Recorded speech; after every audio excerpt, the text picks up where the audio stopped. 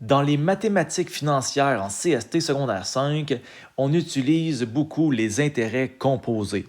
Alors voici cette formule et ça correspond à une fonction qui ressemble à ceci qu'on a vu en secondaire 4. Alors contrairement aux intérêts simples, les intérêts composés, eux autres, sont calculés sur le montant de départ une seule fois. La deuxième fois que le pourcentage d'intérêt va être appliqué, ça sera le montant obtenu après la première période de temps terminée. Ça veut dire là, que le montant final va grimper beaucoup plus vite. Okay? Alors, le montant d'intérêt, il va se calculer sur le montant. Après, ça va se calculer sur un nouveau montant qui va être encore plus gros. Alors, ça va se calculer encore sur un plus gros montant par la suite. Alors, ça se gonfle beaucoup plus rapidement. Alors ici, on a la formule que vous connaissez sûrement. Alors, c'est la formule sous la forme exponentielle avec un pourcentage, comme ça ici. Alors, quand on connaît un pourcentage d'intérêt, bien, on a intérêt à utiliser cette forme-là. Alors, le CN, c'est le montant final. Le CO, c'est le montant initial. Le temps du placement, la durée, si vous préférez, c'est la lettre N, ça va être l'exposant. Et ensuite de ça, le pourcentage d'intérêt, bien, il va ici.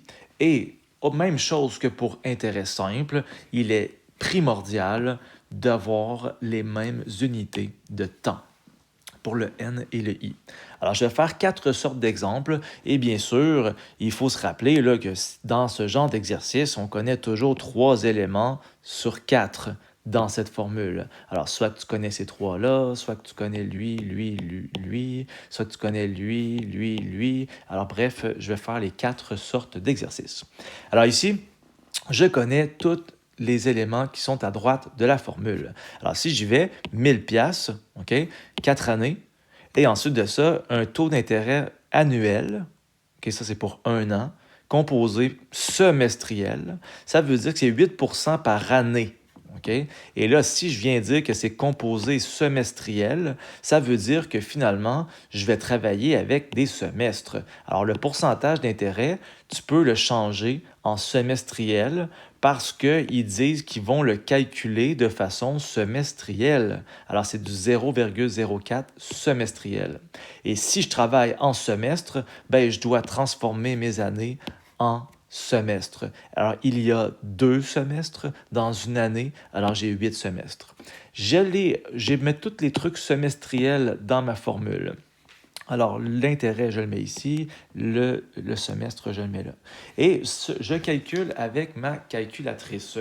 Alors ici, on a 1000 fois, donc on rouvre la parenthèse, 1 plus 0,04, chapeau, okay, pour ceux qui se le demandent. Donc sur la calculatrice graphique, ça correspond à la touche chapeau et ça nous donne un CN de 1368,57 $. Deuxième sorte d'exercice. Alors ici, on a 2000 comme le montant final. Le montant initial, je ne le connais pas. Le I annuel, composé trimestriel, est de 12%. Alors, je l'ai écrit, 0,012 annuel. Et s'il est composé trimestriel, ça veut dire que je dois transformer mon annuel, comme ça ici, en trimestriel.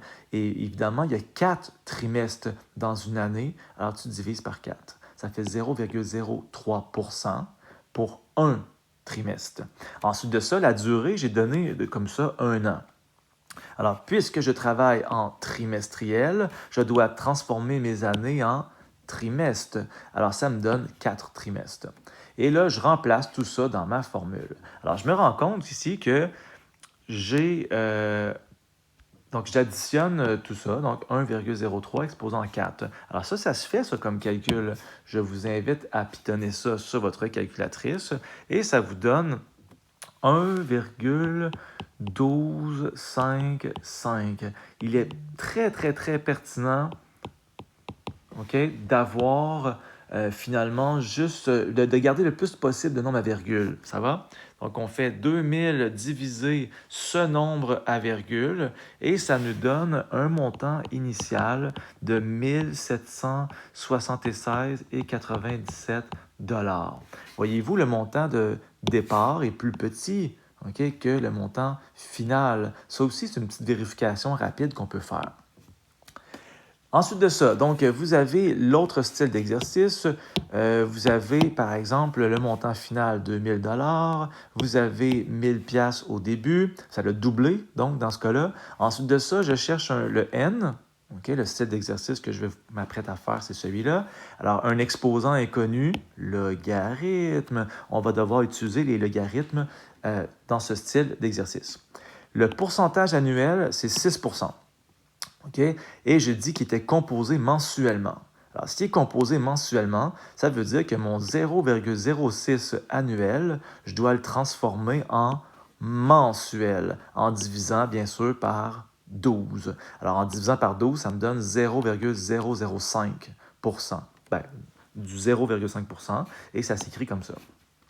Alors, on le remplace dans notre formule. Alors, bien sûr, ici, on va diviser par 1000 de chaque côté. C'est ça le point de départ. Alors, on voit un 2 qui apparaît. Ce 2-là, il n'est pas, c'est pas anormal qu'il soit là, dans le sens que ça l'a doublé. Alors, c'est normal que ce soit le 2 qui soit ici.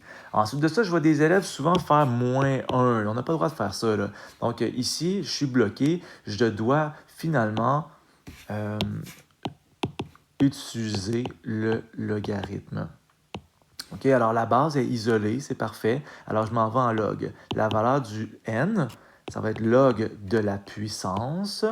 OK, donc log de 2. Et on divise par le log de la base. Très, très, très important.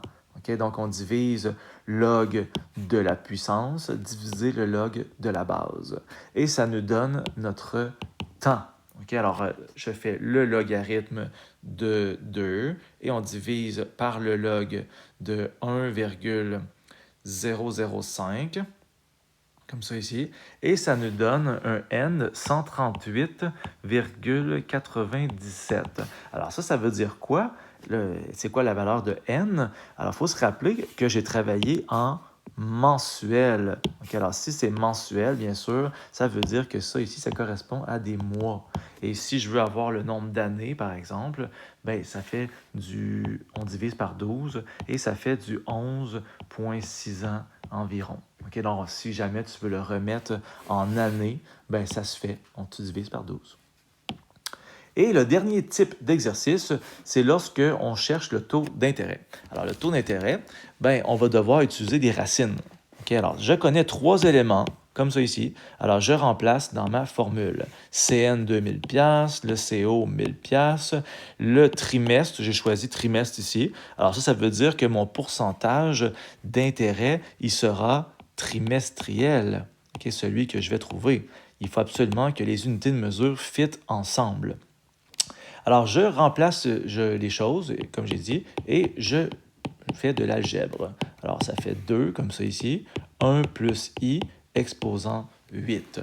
Alors là, ici, on doit savoir c'est quoi la valeur de i. Alors, on ne divise pas par 8, là.